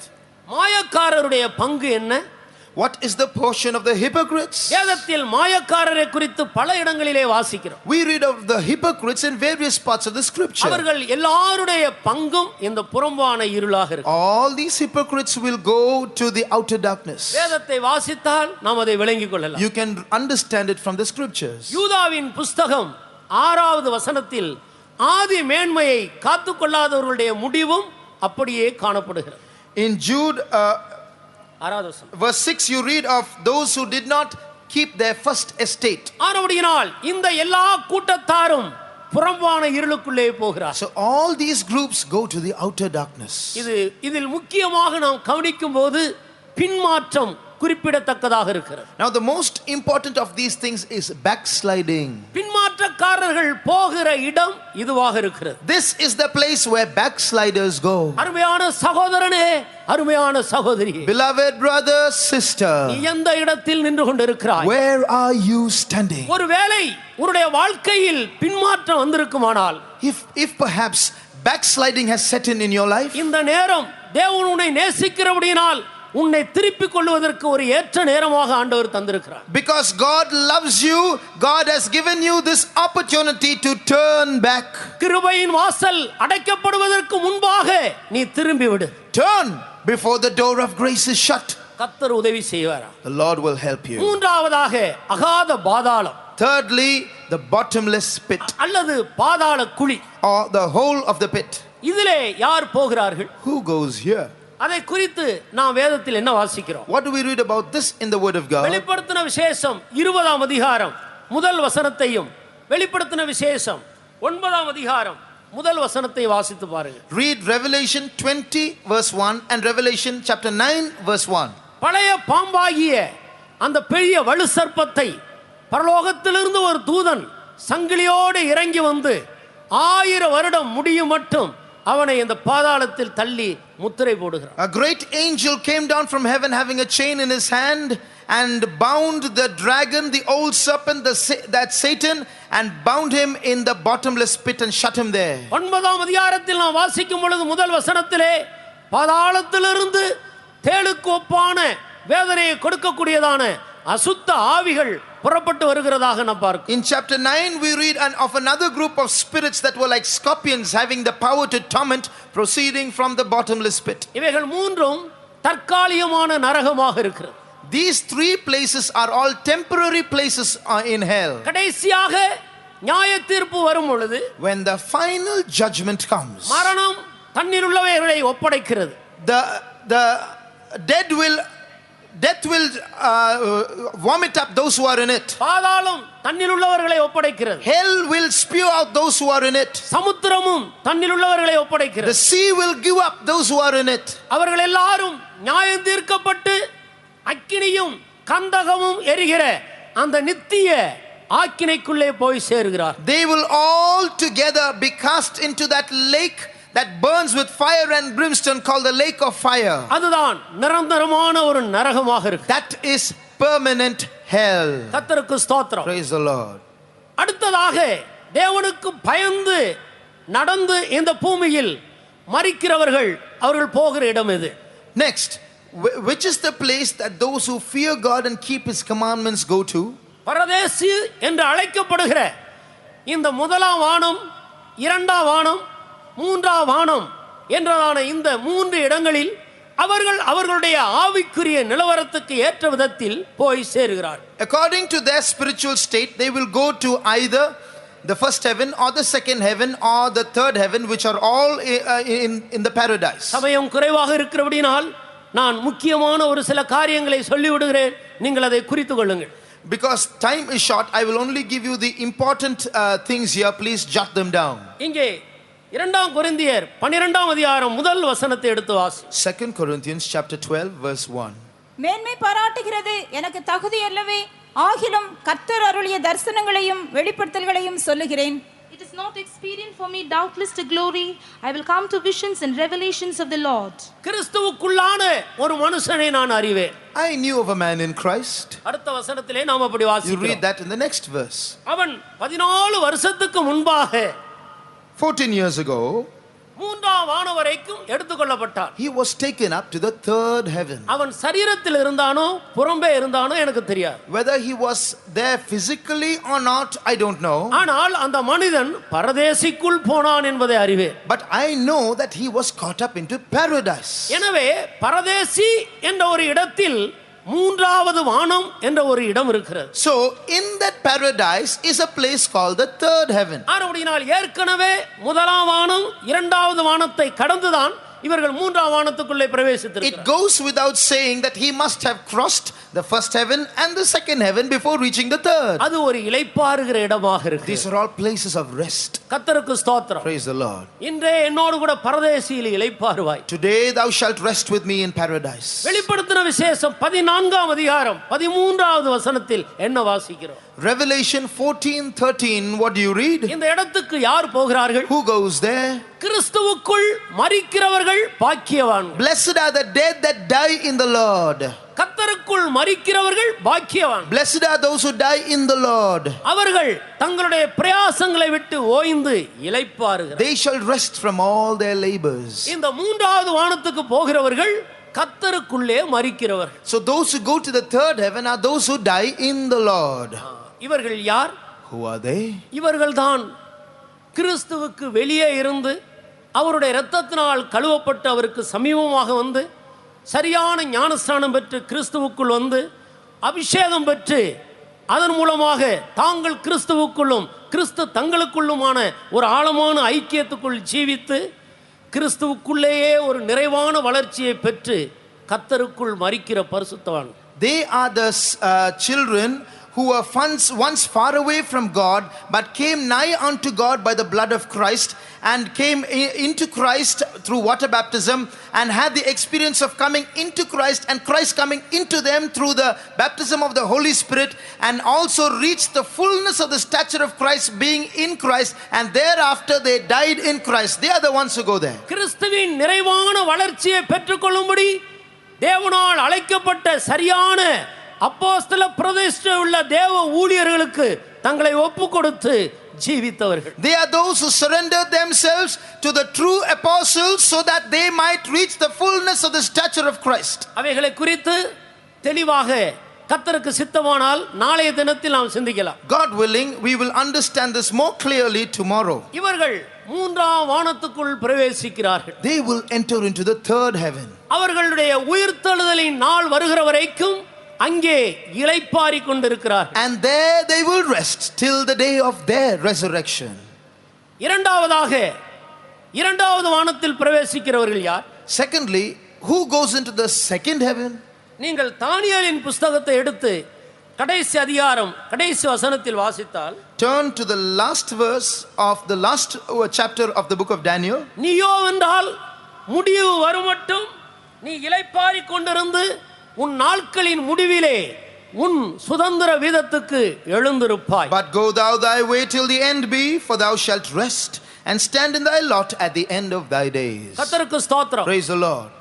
கர்த்தருடைய வருகையிலே இந்த மூன்றாவது வானத்துக்குள் இருக்கிறவர்களுடைய உயிர்த்தெழுதல் முடிவடைந்து விடுகிறது. The resurrection of those who are in the third heaven will take place at the coming of the Lord. இரண்டாம் வானத்துக்குள் இருக்கிறவர்கள் அங்கே வருகிறதில்லை. But those who are in the second heaven will not be resurrected at that time. அவர்கள் அவர்களுடைய சுதந்திர வீதத்துக்காக காத்து கொண்டிருக்கிறார்கள். They have to wait for their lot, for their turn.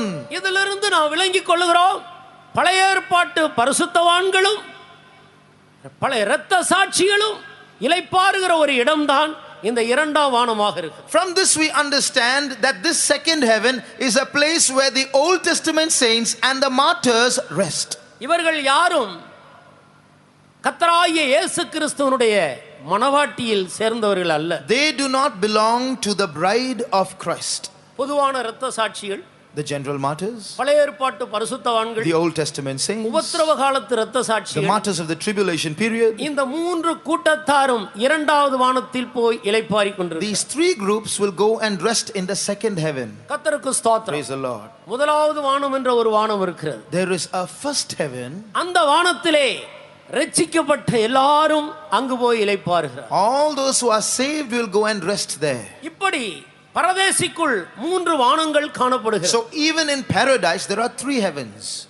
அதுபோலவே தற்காலிகமான நரகத்திலும் மூன்று ஸ்தலங்கள் உண்டு. So also in the temporary place called hell there are three places. உயிர்த்தெழுதல், அவர்களுடைய உயிர்த்தெழுதல் வந்து நியாயம் தீர்க்கப்படுகிற வரைக்கும் அவர்களில் சிலர் அங்கே இருப்பார்கள். So these people will be in these places till their turn of resurrection comes, till they are judged. சிலரோ நியாய தீர்ப்புக்கு முந்திக் கொள்கிறார்கள். Some go ahead of judgment. அவர்களுடைய உயிர்த்தெழுதல் அதற்கு முன்பாக சம்பவிக்கிறது. Their resurrection is before judgment. இந்த எல்லா கூட்டத்தாரும் எந்தெந்த நாட்களில் எப்படி எப்படி அவர்கள் உயிர்த்தெழுந்து தங்களுடைய சுதந்திர வீதத்தை அடைகிறார்கள் என்பதை இனி நாம் சிந்திக்கலாம். How these various groups will be resurrected in their various orders and how they stand in their lot, we will meditate. வேதத்தை நாம் வாசிக்கும் பொழுது When we read the scriptures, உயிர்த்தெழுதலிலே பல வரிசைகள் இருக்கிறதாக வேதம் தெளிவுபடுத்துகிறது. the Bible tells clearly that there are various orders in resurrection. அதிலே முதற் பலனானவர் கிறிஸ்து.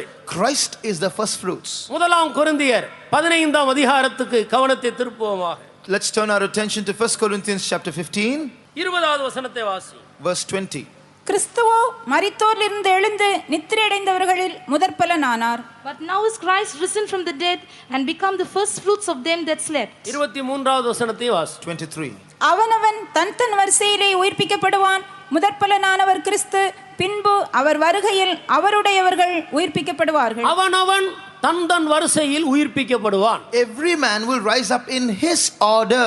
அருமையானவர்களே, Beloved, இதிலிருந்து உயிர்த்தெழுதல்களில் பல வரிசைகள் இருக்கிறது என்பது தெளிவாகிறது. from this we understand that in the resurrection there are various orders. அதை குறித்து நாளைய தினத்தில் தெளிவாக நாம் படிக்கலாம். Tomorrow we will study this clearly. ஆனால் எப்படியானாலும் முதற் பலனானவர் கிறிஸ்துவாக இருக்கிறார். But the first fruits of those who rose up is Christ. புதிய ஏற்பாட்டு காலத்தில் சம்பவிக்கிற எல்லாம் பழைய ஏற்பாட்டு காலத்தில் நிழலாட்டமாக சொல்லப்பட்டு வருகிறது. All that takes place in the New Testament is written down in shadow form in the Old Testament. உயிர்த்தெழுதலை குறித்தும் பழைய ஏற்பாட்டு காலத்தில் நாம் படிக்கலாம். We read about the resurrection in the Old Testament also. நீங்கள் லேவியராகமம் 23ஆம் அதிகாரத்தை எடுத்து வாசித்தால், Turn to Leviticus chapter 23. அந்த அதிகாரம் முழுவதையும் நிதானித்து நீங்கள் வாசிக்கும் பொழுது, When you read that whole chapter carefully, அங்கே கர்த்தராகிய இயேசு கிறிஸ்து முதற் பலனாக உயிர்த்தெழுந்ததற்கு நிழலாட்டமாக வேளாண்மையிலே அந்த கதிர்க்கட்டு முதலாவது கொண்டு வரப்படுகிறது. as a shadow of Jesus rising up from the dead, we see how in the harvest a sheaf is brought. அதன் பிறகு சரியாக 50வது நாளில் 2 அப்பங்கள் கொண்டு வரப்படுகிறது. After that, on the 50th day, 2 loaves are brought. 16வது வசனத்தை வாசியுங்கள். Verse 16. ஏழாம் ஓய்வு நாளுக்கு மறுநாளாகிய 50ஆம் நாள் மட்டும் எண்ணி கர்த்தருக்கு புதிய போஜன பலியை செலுத்த கடவீர்கள். நீங்கள் ஒரு மரக்காலிலே 10 பங்காகிய மெல்லிய மாவிலே புளிப்பாக பாகம் பண்ணப்பட்ட அசைவாட்டும் காணிக்கையாயிருக்கிற 2 அப்பங்களை உங்கள் வாசஸ்தலங்களிலிருந்து கர்த்தருக்கென்று முதற்பலனாக கொண்டு வந்து. கர்த்தருக்கு ஸ்தோத்திரம். Praise the Lord. 10வது வசனத்தில் முதற்பலனாகிய கதிர்க்கட்டை குறித்து நாம் படிக்கிறோம். In verse 10 we read of the sheaf of the first fruits. அது கர்த்தராகிய இயேசுவை காட்டுகிறது. It reveals the Lord Jesus Christ. சரியாக ஏழாம் ஓய்வு நாளுக்கு மறுநாளாகிய 50வது நாள் மட்டும், the morrow after the 7th Sabbath, that is the 50th day, அங்கே 2 அப்பங்கள் கொண்டு வரப்படுகிறது. 2 loaves are brought there. இது சபையினுடைய உயிர்த்தெழுதலை காட்டுகிறது. It shows the resurrection of the church. அந்த 2 அப்பங்கள் கர்த்தருடைய ஊழியக்காரர்களையும் கர்த்தருக்குள் ஜீவித்த தேவனுடைய ஜனங்களையும் காட்டுகிறது. These 2 loaves are the servants of God and the people of God who lived according to God's taste. இவர்கள் 2 பேரையும் சேர்த்து தான் ஜெயங்கொண்ட ஆண் பிள்ளை என்று வெளிப்படுத்தின விசேஷத்தில் படிக்கிறோம். These 2 groups together are called the man child which overcame. இயேசு கிறிஸ்து உயிர்த்தெழுந்து 50வது நாள் பரிசுத்த ஆவியை அவர் அனுப்பி சபையை ஸ்தாபித்தார். The 50th day after Jesus rose from the dead, he sent down the Holy Spirit and established the church. அங்கே இயேசு கிறிஸ்துவுடைய சீஷர்களும் மற்ற अनेक விசுவாசிகளுமாக சேர்ந்து 120 பேர் குடியிருக்கிறார். 120 people comprising servants of God, the disciples of Jesus and believers were there. முதற் பலனாகிய கதிர்க்கட்டு கொண்டு வந்து 50வது நாள் 2 அப்பங்கள் கொண்டு வரப்படுகிறது. அதற்கு நிழலாக இருக்கு. So we see here 50 days after the sheaf of the first fruits was brought, these 2 loaves are brought. 22வது வசனத்தை நீங்கள் வாசிக்கும் பொழுது, Read verse 22. அறுவடை என்ற ஒரு பகுதியை நாம் பார்க்கிறோம். You read of the ingathering there. அதற்கு பிறகுதான் அறுவடை காணப்படுகிறது. It is after that you see the harvest. இந்த அறுவடை உபத்திரவ காலத்து இரத்த சாட்சிகளுக்கு நிழலாக இருக்கிறது. This harvest is a shadow of the martyrs of the tribulation period. அதே வசனத்தில் சிந்தி கிடக்கிற கதிர்கள் என்றும் நாம் படிக்கிறோம். And the same verse you read of gleanings there. நீ எல்லாவற்றையும் முற்றிலுமாக அறுக்காதே. Don't gather everything.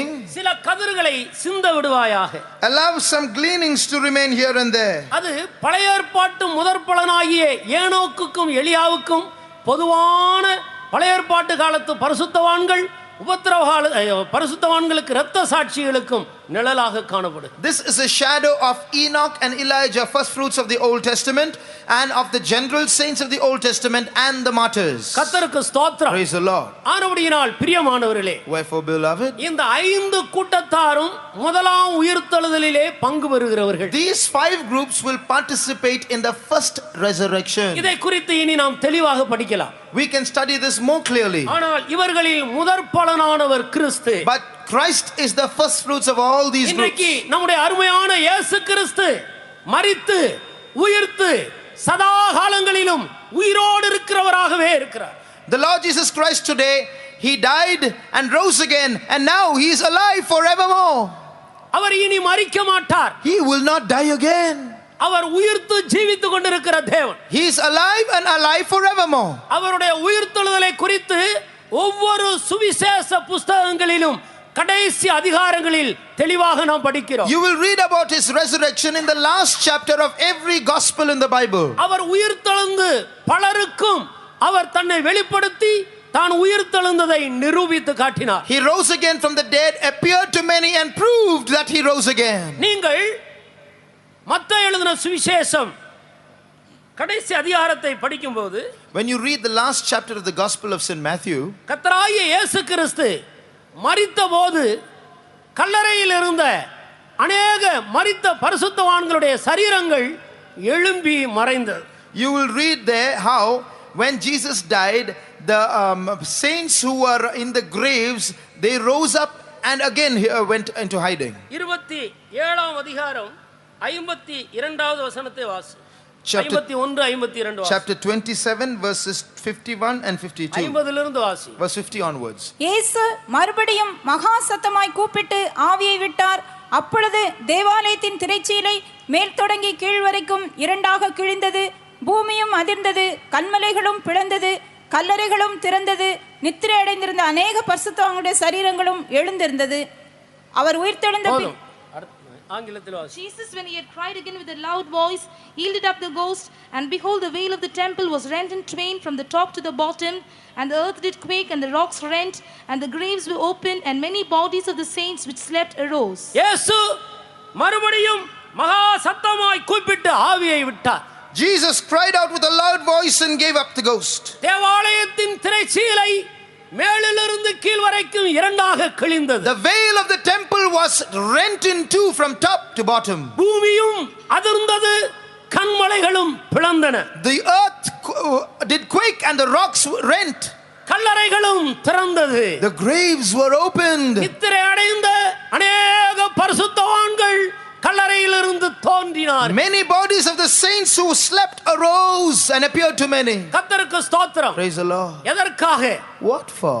இயேசு கிறிஸ்து மரித்து அவர் இளைப்பாறுதலுக்குள்ளே பிரவேசிக்க போகிறபடியினால் இளைப்பாறிக் கொண்டிருந்த அநேக பரிசுத்தவான்கள் எழும்பி அவரை வரவேற்று தங்களுடைய இடங்களுக்கு அழைத்து சென்றார். Because Jesus died and was going to a place of rest, those who are in their place of rest rose up to welcome him into that place. இந்த கூட்டத்தின் முடிவிலே ஒரு பெரிய உயிர்த்தெழுந்த வல்லமை நாம் ஒவ்வொருவரையும் சந்திக்க போகிறது என்பதை நான் அறிவேன். I realized that at the end of this meeting a mighty power of resurrection is going to work in our midst. ஒரு வல்லமையை பெற்றுக்கொள்ள விரும்புகிறவர்கள் விசுவாசத்தோடு ஆவலோடு காத்துக் கொண்டிரு. Those who want to receive that power wait with anticipation and faith. கர்த்தருக்கு ஸ்தோத்திரம். Praise the Lord. கர்த்தராகிய இயேசு கிறிஸ்து மரித்தபோது when Jesus died, அநேக பரிசுத்தவான்களுடைய சரீரங்கள் கல்லறையை விட்டு எழுந்தன. many bodies of the saints came out of the graves. அடுத்த வசனத்தில் நான் வாசிக்கும் பொழுது in the next verse, அவர் உயிர்த்தெழுந்த பின்பு after he rose up from the dead, இவர்கள் மறுபடியும் கல்லறையை விட்டு புறப்பட்டு they again came out of the graves பரிசுத்த நகரத்திலே காணப்பட்டார்கள் and went into the holy city. மனிதர்களுக்கும் உயிர்த்தெழுதல் உண்டு என்பதை நிரூபிக்கும்படியாக இந்த சம்பவம் நடந்தது. This happened to prove that man has a resurrection too. என்னுடைய அறிவின்படி வெளிநாட்டிலிருந்து நமக்கு அருமையானவர்கள் வந்தால் ஏர்போர்ட்டில் போய் அவர்களை வரவேற்கிறோம். மறுபடியும் அவர்கள் போகும்போது ஏர்போர்ட்டில் போய் அவர்களை வழி அனுப்பிவிட்டு அந்த பிளேனை பார்த்துட்டு திரும்பி வரும். When those who come from abroad arrive at the airport, we go to receive them, and when they leave to go return to their destination, we go to send them off. மரித்த பரிசுத்தவான்கள் இயேசு கிறிஸ்து மரித்தபோது கல்லறையிலிருந்து எழும்பி அவரை வரவேற்று அவர் உயிர்த்தபோது மறுபடியும் அவரை வழி அனுப்பிவிட்டு நீங்கள் முன்னாலே போங்கள் நாங்கள் பின்னாலே வருகிறோம் என்று சொல்லி தங்களுடைய இடங்களுக்கு திரும்பி சென்றார். The dead saints, when Jesus died, rose up to welcome him, and when he rose again, they rose up again to send him off, saying, Lord, you go ahead, we will come in our lot. உயிர்த்தெழுதல் எப்படி நடக்கிறது என்பதை குறித்து நாம் இந்த நாட்களில் தெளிவாக காண முடியும். These days we can see clearly how the resurrection takes place. நம்முடைய அருமையான இயேசு கிறிஸ்து உயிர்த்தெழுந்தார். Our Lord Jesus rose again. அவருடைய பரிசுத்தவான்களும் உயிர்த்தெழுவார்கள். His saints shall rise again. இந்த நம்பிக்கையுடைய அருமையான தேவனுடைய ஜனமே, Oh people of God who have this hope, கரங்களை உயர்த்தி கர்த்தரை மகிமைப்படுத்துவோம். raise your hands and glorify God. ஹல்லேலூயா. கர்த்தருக்கு ஸ்தோத்திரம். Praise the Lord. இந்த இயேசு கிறிஸ்து உயிர்த்தெழுந்த பின்பு After Jesus rose up from the dead, அவர் பரலோகத்துக்கு எடுத்துக்கொள்ளப்பட்டார். he was taken up to heaven. அவர் எதற்காக பரலோகத்துக்கு போனார்? Why did he go to heaven? அவர் பரலோகத்துக்கு போனதற்கு வேதத்தில் 3 முக்கியமான காரணங்களை நாம் காணலாம். There are 3 basic reasons in the scriptures why he went to heaven. ஒன்று, அவர் பரலோகத்துக்கு போய் 10ஆம் நாள் இந்த பூமியிலே சபையை ஸ்தாபிக்கும்படி பரிசுத்த ஆவியானவரை அனுப்பும்படி போனார். The first reason, he went to heaven so that the 10th day he might send the Holy Spirit in order to inaugurate the church. இரண்டாவதாக, உங்களுக்காக ஒரு ஸ்தலத்தை நான் ஆயத்தம் பண்ண போகிறேன் என்று சொல்லி போனார். Secondly, he went up saying, I go to prepare a place for you. மூன்றாவதாக, நான் என் பிதாவினிடத்துக்கு போகிறேன். Thirdly, I go to my Father. நீங்கள் என் நாமத்தினாலே எதை கேட்டாலும் நான் அதை உங்களுக்கு தருவேன். Whatsoever ye shall ask in my name, I will give it to you. அவருடைய ஜனங்களுக்காக பரிந்து பேசும்படி அவர் பிதாவினிடத்தில் போய் இருக்கிறார். He has gone up to the Father to intercede on his people's behalf. இயேசு கிறிஸ்துவை விசுவாசித்து உயிர்த்த கிறிஸ்துவை விசுவாசித்து ஜீவிக்கிற அருமையான தேவனுடைய பிள்ளையே, நீ தனியாக இருக்கிறாய் என்று எண்ண வேண்டாம். உனக்காக ஒரு தேவன் இரவும் பகலும் பரிந்து பேசிக்கொண்டே இருக்கிறார். Beloved child of God who believes in the resurrection of Jesus, do not think that you are alone. You have a God who is interceding for you in heaven. வானத்திலும் பூமியிலும் சகல அதிகாரம் எனக்கு கொடுக்கப்பட்டிருக்கிறது. All power is given unto me in heaven and in earth. நான் என் பிதாவினிடத்துக்கு போகிறேன். I go to my Father. நன்மையான எந்த ஈவும் பூரணமான எந்த வரமும் பரத்திலிருந்து உண்டாகி சோதிகளின் பிதாவினிடத்திலிருந்து இறங்கும்.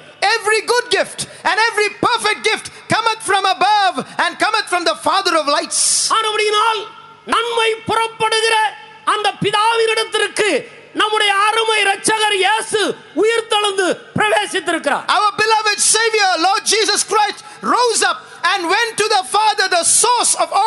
goodness. அவர் அங்கிருந்து சகல நன்மைகளால் நம்மை நிரப்பும்படியாக நமக்காக பரிந்து பேசிக்கொண்டே இருக்கிறார். And from there he is interceding so that he might send down and shower upon us all goodness. கேளுங்கள், உங்களுக்கு கொடுக்கப்படும். Ask and it shall be given you. கேட்கிற எவனும் பெற்றுக்கொள்ளுகிறார். Everyone that asketh receiveth. தட்டுங்கள், திறக்கப்படும். Knock and it shall be opened unto you. தேடுங்கள், கண்டடைவீர்கள். Seek and ye shall find. அப்படினால் ஒரு விசேஷித்த அபிஷேகத்தை என்றென்றைக்கும் உன்னோடு கூட இருக்கும்படி உனக்கு தரும்படியாகவே உன்னுடைய தேவன் உனக்காக பரலோகத்துக்கு ஏறெடுத்துக் கொள்ளப்பட்டிருக்கிறார். Therefore God, your God, has been taken up to heaven so that he might pour out day after day an anointing that can sustain you. இயேசு கிறிஸ்து உயிர்த்தெழுந்த பின்பு அவர் சொன்ன காரியம் என்ன? What is it that Jesus said after he rose up from the dead? விசுவாசிக்கிறவர்களால் நடக்கும் அடையாளங்கள் யாவன? These shall be the signs of them that believe. என் நாமத்தினாலே பிசாசுகளை துரத்துவீர்கள். In my name they shall cast out demons. வியாதியஸ்தர்களை சொஸ்தமாக்குவீர்கள். They shall heal the sick. தயவு செய்து எல்லாரும் முன்னே வாருங்கள். All of you, please come forward.